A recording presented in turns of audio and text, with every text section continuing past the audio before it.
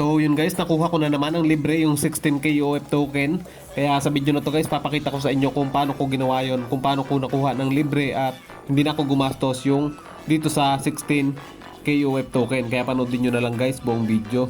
Yun guys, dahil nga available na ngayon yung phase 1 ng KUF event, ay susubukan natin kunin ng libre yung mga KUF token dun guys. So yun, hindi na ako gagastos at papakita ko sa inyo guys kung paano ko yun gagawin. So dito guys, kailangan daw, nakapag-spend na ako kanina guys sa pagbili ng skin, kaya pwede ko nang i-claim dito guys. So kailangan na lang dito guys is mag-recharge ng ito 50 diamonds, 100 diamonds at 250 diamonds.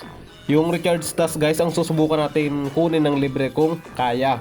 At meron nga rin pala tayong pamigay guys ng 50 diamonds sa mga solid na supporters. Yun, papalo and like ng page at pa-share ng video and subscribe nyo guys yung aking YT channel at i-comment yung ML ID at server nyo dyan sa comment section.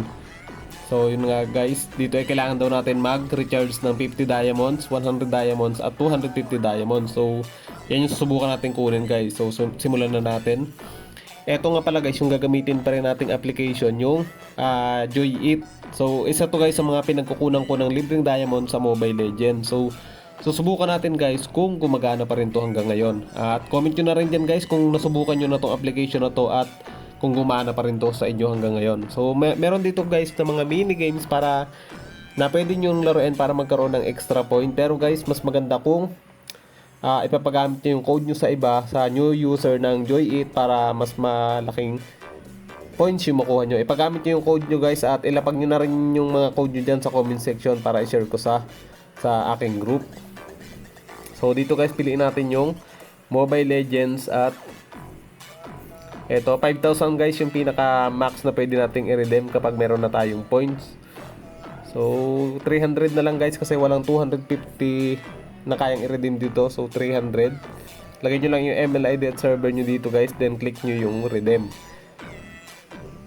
So kapag na-click natin yung redeem guys, submit successfully, ibig sabihin ay pumasok na yan sa ating mga Mobile Legends account. So check ko yung guys yung aking Mobile Legends kung pumasok na nga ba yung nakuha nating libreng diamonds sa Joy It.